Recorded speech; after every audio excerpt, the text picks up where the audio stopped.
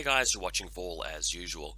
Today, battle report, Onyx against YuJing, playing Tactical Window, the custom mission that I've been playtesting recently. This is my third game with it actually. Had another quite one-sided game against a Nomad player. I'm not too sure if I'll go through the battle report, but it's on my Strikes on Wotan page if you want to have a quick look at it. Tactical Window. Hopefully you guys have checked out my other video where I'm describing this custom-made ITS. Well, it's not an ITS mission per se because it's not in the ITS setting, but it's designed to be like one, but with some improvements. So if you are familiar with Tactical Window, you can also get it, the PDF for it on my Google Drive folder. But essentially what's happening is that scoring is done in the quadrants in each player turn rather than every game round, except the first and last turn of the game. The consoles are designated to each player. There's one on your left, one further away from you, or one on your right, one further away from you. And once you've captured that, your opponent can't capture it. And also you get a point, an objective point for getting more kills. So let's just jump into it. Game against YuJing. Let's have a look. I'm just going to make my camera a bit smaller. So the very first photo is just me indicating that this blue marker here is the hidden deployment photograph of my Noctifier with missile launcher. I am playing the Samaritan list, so you guys saw this recently on my bat rep against Hakislam. I'm cranking out the same Onyx list again, and there's a Malignos deployed next to the console further down the screen. You can see here, so Reserve Trooper is in fact Mr. Samaritan himself, hanging out on the stairs here. A really cool thing about him with Super Jump, he can actually jump all the way over to this building, which is really cool. So we'll see whether that's necessary, but he's also able to sort of shoot along the flank here if anything comes down. Okay, so that's the Samaritan. Elsewhere, you can see the Samaritan up the top left. That's where he was positioned. Of course, there's a Noctifier here as we'd taken the photo. Icadron down here. This is the R drone here. Dr. Worm there. This is one of the Unidrons in the Link team with the plasma sniper. Sorry, the missile launcher. The Imetron has managed to land here. I've got the Malignos here as we learned earlier. Okay. The right hand side of the battlefield. So this is the objective that I'm going for there, and this is the objective that my opponent's going for. We've got the Q drone with plasma, we've got the other Icadron here. So the Link team is as follows. You've got 1, 2, 3 Unidrons there. I'll just move the camera up. And we've got the missile launcher here and the missile launcher here. They've got some pretty good lines of fire. Let's have a look. So this guy is mainly covering this avenue along there, that long fire lane, and of course along here as well, because he wants to guard this objective. Whereas the other Unidron, if we move it over here, is able to see along that line. Sorry, not along this line. Let's just rub that out. What he's actually able to see is along this line here. There's a little bit of a gap that the missile launcher can't get to, but because of this box he can't actually see along this area. That's the job of the Noctifier. So it's actually quite a defensive list, and packs a bit more of an ARO punch than I normally am used to with my sort of lists. Oh, don't forget that there's Dr. Worm is attached to this helper bot here, Slave Drone, and this is the Nexus Hacker Lieutenant. Not part of the Link. The point is that you want to be able to cast your support wear without activating Link and drawing in AROs for free, but also you can move her to Group 1 after somebody dies and buff up the Link team to get them back to 5 men again, which is quite important. So my opponent, what's he got? This is looking for the left hand side. Just get this out of the way. So we've got a Quang Shi, we've got another Quang Shi, we've got a Shaolin Monk, we've got a Bao Trooper with sniper rifle, pretty cool. A Zuyong HMG, which turns out to be his lieutenant. There's a camo marker here, which turns out to be a Guilang Forward Observer. And there's another model over here, which is the Guilang Mine Layer. Right. So this is a Warcore. Oh, let's get the drawing tool. There's the Warcore here. The mine layer is there, and this here is his mine. That's the HVT. We've got a Pheasant with a Red Fury there. Quang Shi. This is a Flash Pulse spot. We've got another Quang Shi here, and this is the Quang Shi control device, if I recall correctly. Let's have to look at the setup. I am going first for this game. So Samaritan flies down here. There's a Quang Shi situated right there. I'll just yeah, you guys can't really see it too well, but there's the Pheasant here, and then there's the Quang Shi. So shooting the breaker rifle past the armor save though, so the Quang Shi pulls back behind cover, unfortunately. What we can now do though is we can head out. We can set up a coordinated move. We can also capture the console. So the Malignos activating now, shooting up at the war core and destroying it, and then pressing the button on the console. And what I can then do is spend coordinated orders, pushing out with the Samaritan and the Malignos and the two Icodrons on either side of the table. So the Samaritan goes up into the bridge. The Malignos goes to the other objective, and the Echidrons push into the zone with their baggage, so that throughout the game I'll always have a big chunk of points in my zones, making it harder for him to actually score during that mid-term part of the game.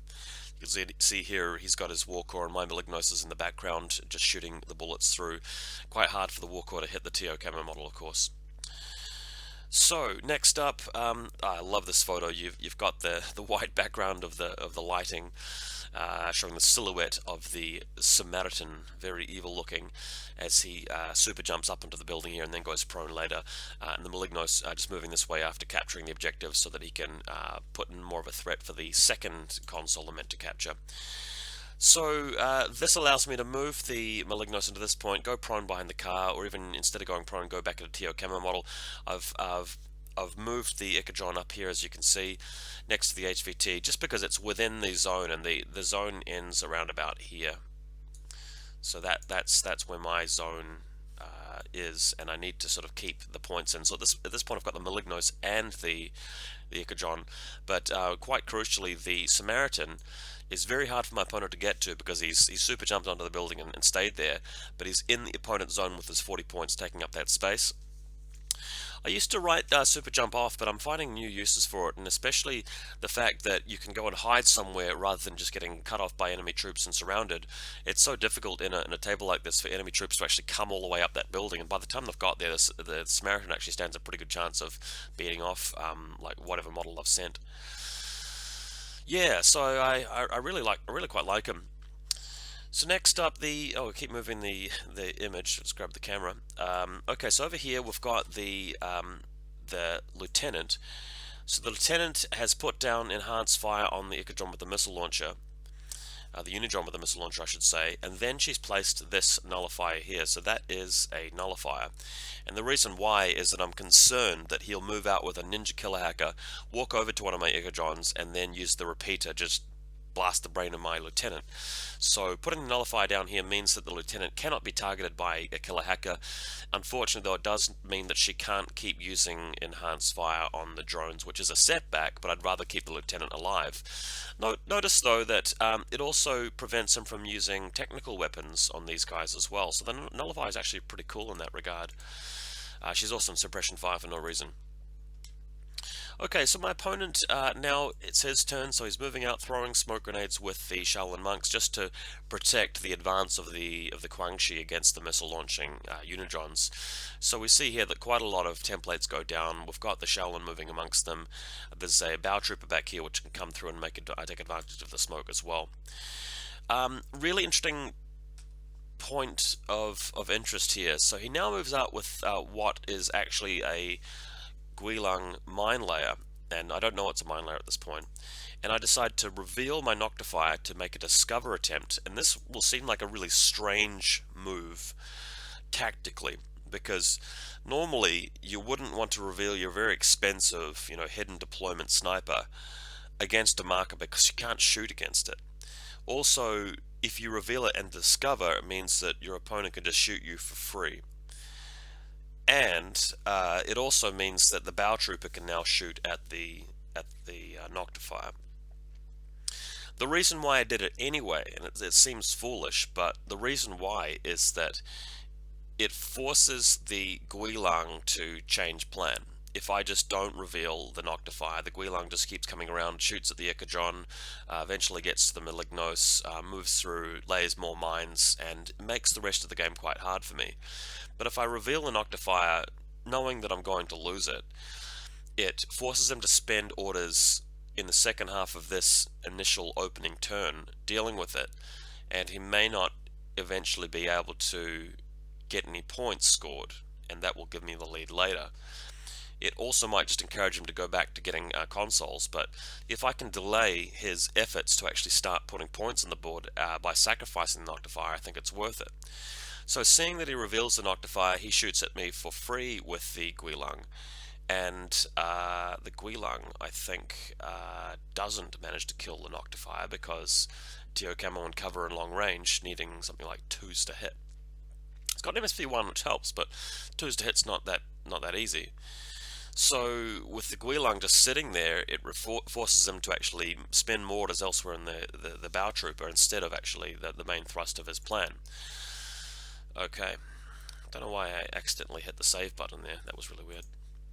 Yeah, I've permanently put the but that's really cool. I quite like that. How I just Windows 10, eh? You learn something all the time.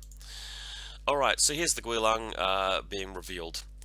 Next up, what's happening here is that the YuJing player here realizes that he's actually left a gap between the two smoke clouds, which is hilarious because if he moves around here to where he needs to be to actually shoot at the Noctifier, he gets hit by my Unidron missile launcher through this angle here. So he has to get the Shaolin Monk and actually lob a smoke grenade here through this little gap. Hopefully you guys can follow that. So he spends a little bit of fluffing around doing that. Eventually gets the smoke template in the right place and now can move the bow trooper out here to fire along this line at the Noctifier. So that's what happens. We bring out the bow trooper, shoots through the smoke, gets a hit on the Noctifier, but would you believe it, Noctifier actually manages to get off scot-free, doesn't even go dogged, and manages to drop behind the wall, either by passing his dodge check or passing his armor saves. I can't remember what actually happened there, but I do remember surviving, which was infuriating for my opponent. Really good luck for me. He's also moved the Guilung through to here. Doesn't really have much of a plan for it now that he's sort of run out of orders. If he does move through any further to get at the Ikadron, there are so many other things which can shoot at him. There's the Unidron Link team, and obviously this has got a flash pulse, and I think I've got another flash pulse sitting around there. So he's just not in such a great spot, really. What ends up happening instead, though, is that he brings in this Tiger Soldier with Spitfire now that he knows that my Noctifier is not covering that area, and he moves out and shoots this Ikadron. Annoyingly, though, the Ikadron isn't removed from the table because it's a remote. So to get to Dr. Worm over here, he's actually blocked his own line of sight. So he has to spend a whole nother order killing the Ikadron, then moving to cover and moving exactly to this point so he can slice the pie onto the Dr. Worm. And again, would you believe it, shoots at Dr. Worm, and Dr. Worm survives, passes the guts check, and goes back into cover, or chooses to fail it, I should say. So that was hilarious. Here it is here, setting up the shot of Dr. Worm. Dr. Worm has suppression fire. So suppression fire helps me to win the shootout. Well, not so much win the shootout, but minimize the damage and slink back into cover without losing the Doctor at that point. You can also see we're trying to establish a line of sight because he wants to get to this Ikadron with the Plasma Carbine Link team while avoiding the rest of them. So he does successfully do that, and does pick off one of the Ikadrons, giving him a bit of a leg up now if he wants to shoot at the rest of the Link team because they won't have that +3 ballistic skill. Moving his Flash Pulse bot into the zone, because if he doesn't, he's going to have a lot of trouble actually keeping up with the zones later on, so that's why this is being moved forward. And then what we've got here is our favorite thing in the world, suppression fire. So the Tiger Soldier in suppression, Guilung in suppression here. Elsewhere he's got his Zuyong HMG in suppression fire as well. Notice though that when it becomes my turn, we've got the beautiful Samaritan here who's got super jump, able to descend from the skies, ironically, since the Tiger has just descended from the skies, but he's got another thing coming. So here we go. Samaritan jumps down off the building, unfortunately has to take a flash pulse from the flash pulse bot, which is nearby. So the flash pulse obviously shooting up here with his flashy, and the Samaritan jumping down into close combat. This is difficult because the Tiger gets to shoot me 3 times at ballistical 13, and I'm rolling 2 dice with CC 24, -3 for suppression, so this does result in me taking a wound because I rolled such low dice. Luckily though, managed to survive the flash pulse, so the second swing into close combat, the flash pulse gets fired into close combat, hits the Tiger Soldier and blinds him hilariously, but the Samaritan still doesn't kill him, so with the third one though, killing the Tiger Soldier and going back up to 2 wounds. So really fun. I love using the Samaritan. And then of course he's able to jump back up here and fire his his breaker rifle at the bot. I do want to change this list though, because the Samaritan really works a lot better with the Spitfire in my opinion. You can get more done with your super jump. Elsewhere, okay, so we have now moved this guy, the Nexus, into group 1, which allows me to reform the link team with 5 members, and this guy here, the Plasma Carbine, can move out and shoot at the Guilang, easily destroying them with the plasma. So that's pretty cool. Notice that there is a little mine here, but because the mine is so low, there's no line over the car to get to the Guilang earlier on, which was interesting. You can't really see it too well, but on the right hand side of the photo there's actually an Echidron here, which I'd moved up previously up the stairs, and luckily this this block of crates is blocking a lot of line of sight to him from my opponent's deployment zone, so he can actually capture sections. What you're seeing now is the Noctifier moving down the staircase down over to here, because I prefer him to be at this particular spot there, because the sections are as follows. So there's one section right along here. So that's the section I've got to get into, and then my opponent's section is over here. The Samaritan is in that at this point, and the other 2 sections, obviously I've got this one because there's an Echidron in here. So really looking good for the scenario side of things. In the very first turn of the game, I couldn't score. In his first turn of the game, I think he tied it up, it was even, and then in this turn I can actually start scoring and getting a leg up on points. I'm also 2 ahead on the console as well, so things are going pretty well. Okay, I'm not too sure what this is a picture of, but the Nexus is moving further along the bridge just to try and get out of range of the nullifier, just so later in the game you'll be able to move out and put up some hacking programs. Now it's my opponent's turn. What we're looking at here is the fact that we've got a Guangxi moving up the staircase, and we're putting a silhouette marker because there is a missile launcher there. And the missile launcher can actually fire his missiles along that angle and blow them up, which he does. Okay. So there's the picture of the missile launcher doing the damage. You can sort of see that there's the blue building up here where he's able to shoot at. Another Guangxi moving out in the far distance there. YuJing, HMG now moving forward, trying to get into really good position. Notice that this model here is also a Guilang, ready to be used later. So what he's able to do is actually take some risks now, because the bow soldier starts by enacting a very risky shot against the missile launcher. It turns out though that it wasn't so risky, because the missile launcher has a max range of 40 inches and beyond that it's -3, so it turned out that he was actually 40 inches away. So the Unitron gets destroyed by the bow trooper, and now the HMG gets to move forward and has a much easier time picking off the rest of them, although it is pretty dangerous. My opponent does get lucky to not lose him in any of these firefights.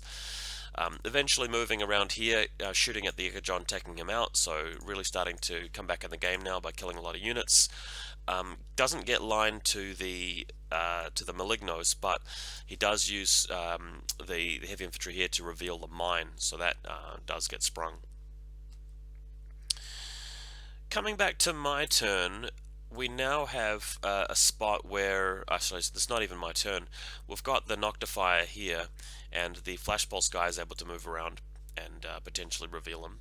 In fact, I think that's what's happening as far as I can recall. Let's just look at some more photos and it'll come to me. Oh yeah, okay, so what's happening here is the Noctifier is revealed and the Pheasant is able to shoot at the Noctifier. And the Pheasant, Blitz skill 12 if I recall correctly, needing 6s to hit, whereas the Noctifier, only with 1 dice though, needing something like 9s to hit because it's not in the right range band for him. It's about 20 inches away. So he does manage to hit the Noctifier, but the Noctifier survives thanks to the armor of the wall and dodges back out of line of sight. So lucky not to lose him there. But my opponent also lucky to not get blown up. So this turn going quite well for him with face-to-face rolls. Shaolin Monks moving up now, getting some better positioning for them. Then finally we have the YuJing, who sets up suppression fire here. It's my turn again, so I can engage with the Q drone. Now this is quite risky, but I do actually have to start taking some risks here because I lost a lot of models this turn. The Q drone is Ballista Skill 11, +3 for good range, -3 for cover, minus another 3 for suppression fire takes him to 8 to hit with 3 dice. Whereas the YuJing is Ballista Skill 13, 0 range band for suppression fire, -3 for cover takes him down to 10, minus another 3 for mimetism takes him down to 7. So it's 8s for me, and then 7s for him. And after a couple of attempts at killing him, finally managed to get some plasma through and destroyed him. Although we are taking risks now. You know, I got a little bit lucky there. He got a little bit lucky in his turn. Sort of going back and forward. We've got a Malignos moving around here. The Malignos' job here is to get rid of the Guilang and complete the classified extreme prejudice. Quite important because I need to get as many points in the game as possible. Dr. Worm, standing up now, is able to shoot through and fire at this Shaolin monk. Can't remember whether he gets the job done, but I did make an attempt at it. And then moving out now because I've lost all the models in the zones that I need to capture. So moving through, having a bit of a shootout with the pheasant, and neither of us actually inflicting any wounds on each other, but I'm having to move carefully past each time to get out of his arc of fire. So this is where we end up at the end of my final turn. The Noctifier, thankfully, is in my zone. There's a Samaritan in the building here, right there, which is in his zone, and it's worth more than the Flash Pulse spot and the Guilang that he had over here. Not Guilang, it was a mine, I think. So I definitely had more in that zone. And also, I've got the Doctor in here now, and I think there was a Q drone, but the Q drone might not have been in the deployment zone, in the section, sorry. So with 1, 2, 3 sections, that's giving me yet another point. The Malignos is here, so it's in the same section as the Noctifier, so nothing extra for that. Now, let's have a look. We've got a one of the last acts of this turn was to put the Flash Pulse drone here, the R drone, to help cover the objective as well. Now, YuJing final turn. What are we looking at here? So this is a bit of a zoom out. Just having a look. So he's lost a bunch of guys there. Ninja moving forward.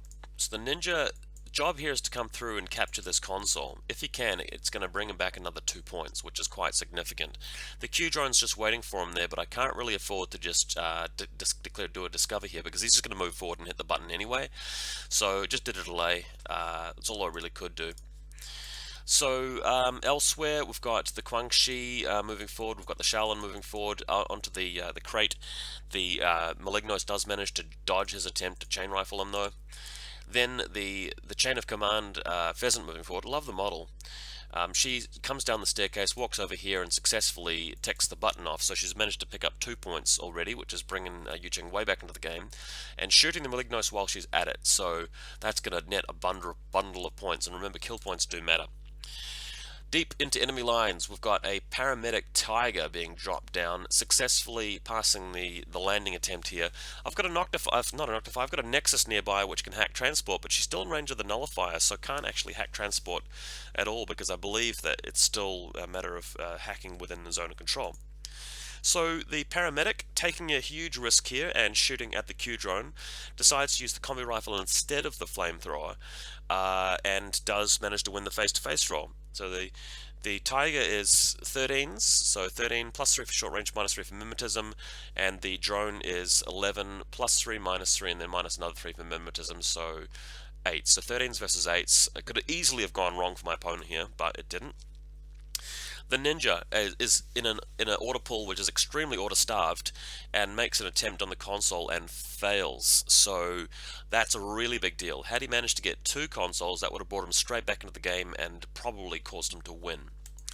Didn't happen though. So as you can see here, the Malignos just getting shot at by the Red Fury pheasant. And then we've got a Guilang forward observer at the end coming out here. The Q drone is destroyed, so he's trying to use telemetry to observe him at the end of the game. And just to add insult to injury, the paramedic now turning around, shooting at one of these surviving Unidrons and blasting him as well. So that was Tactical Window. The game ends and we check out the scoreboard, and it turns out that it was actually really, really close. I got 2 points for my console. He got 2 points for his console, so we're even there.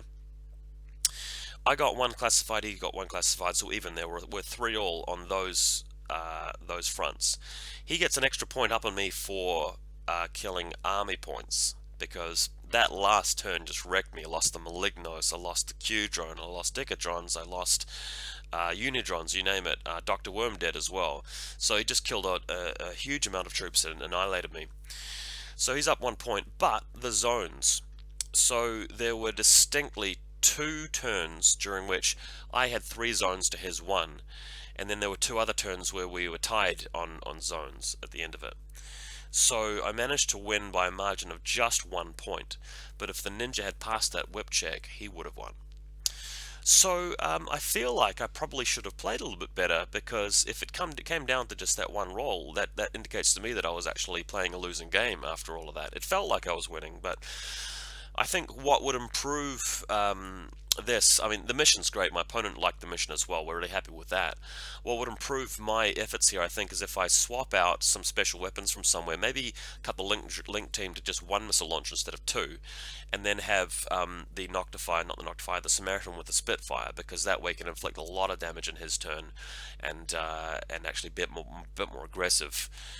I might also change the Noctifier for something else. Sometimes he's good, sometimes he's not, but I'm not finding him super consistent. He was just very lucky that game. Hopefully you guys really enjoyed this one. I had a great time with this Bat Rep. My opponent played really well, and we'll see you guys very soon.